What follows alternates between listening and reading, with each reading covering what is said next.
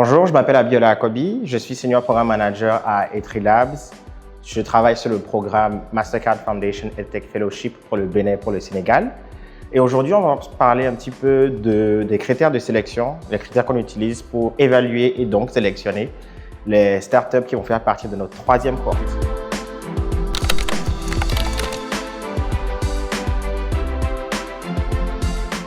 Donc, il faut savoir qu'il y a 7 phases dans notre processus de sélection. La première phase, c'est l'alignement avec l'environnement, avec l'espace EdTech. Donc, est-ce que la startup, est-ce que le produit que les startups proposent sont effectivement alignés avec le domaine, le secteur de l'EdTech? La deuxième et la troisième phase, ce sont les phases de test des produits. Donc, on s'assure dans la deuxième phase qu'il y a un MVP qui est fonctionnel. MVP fonctionnel, c'est un MVP qui est accessible. Donc, les founders nous envoient souvent des liens qu'on teste. Est-ce qu'effectivement on peut se connecter à la plateforme? Donc, la troisième phase, c'est la phase d'analyse un peu plus approfondie du MVP, où on s'assure que le lien qui nous a été fourni et qui a été testé permet d'accéder à une plateforme ou un système ou un produit qui a le contenu qu'il faut et qui nous permet encore une fois de nous assurer que le produit et la startup fonctionnent bien et s'ancrent bien dans cet écosystème d'EdTech.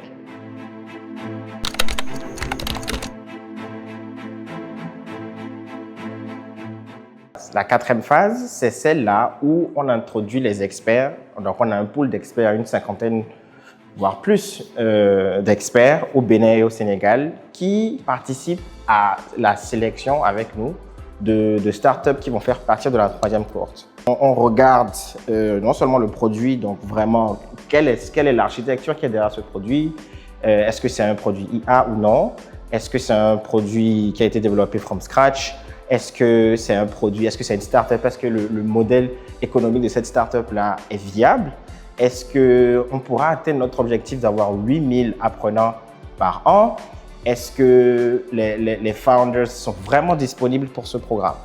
Donc, c'est un ensemble, c'est une phase assez importante, assez clé, où on évalue la startup dans son ensemble en plus du produit plus spécifiquement. La cinquième phase, et celle-là aussi, c'est une phase assez intéressante, c'est la phase des entretiens en ligne. Donc, on discute avec les founders, on discute avec les équipes parce qu'en général, au niveau de la quatrième phase, quand on a analysé les pitchs, on a analysé les produits, on a analysé les modèles économiques, etc., on a quand même quelques questions. Et donc, c'est l'occasion pour les founders, c'est l'occasion pour les équipes de présenter selon leurs propres termes, selon leurs propres mots et avec leur propre énergie, si on veut, la startup et la vision qu'ils ont pour cette dernière. Donc, c'est encore là qu'on rencontre d'une certaine manière l'équipe et qu'on s'assure de la disponibilité effective et de la viabilité et peut-être même de l'adéquation, je vais dire, des différents profils pour ce programme.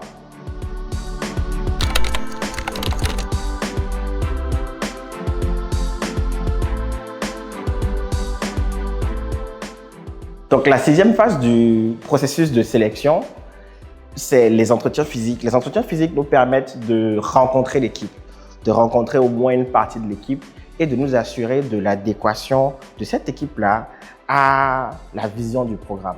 Donc, on s'assure que les présélectionnés peuvent faire partie de l'accélération, que leur produit, que leur projet, que leur vision est une vision qui va atteindre l'objectif des 8000 apprenants par an. Est-ce qu'il y aura quelques ajustements à faire? Est-ce que le produit aura un impact social? Est-ce que la viabilité économique est vraiment prouvée? Est-ce qu'on pourra effectivement passer à l'échelle? Est-ce que les founders sont coachables?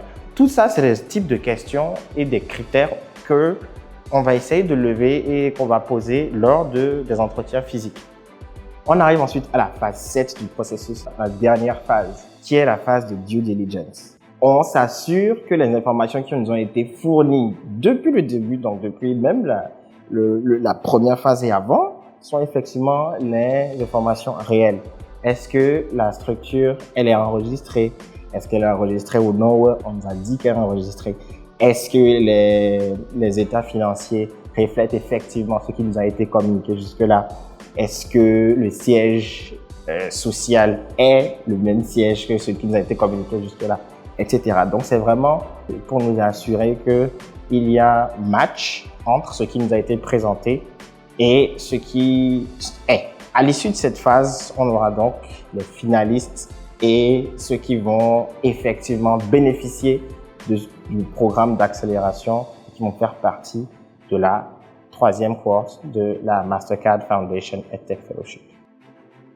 Comme vous avez pu le voir, chaque phase du processus nous aide à identifier et à sélectionner les startups les plus prometteuses. Donc, celles-là qui vont avoir le plus gros impact, celles-là qui sont les plus adéquates par rapport à la vision des Labs, par rapport à la vision de la Mastercard Foundation, par rapport aux besoins aussi des populations.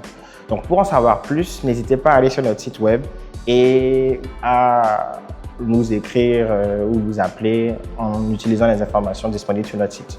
Bye bye.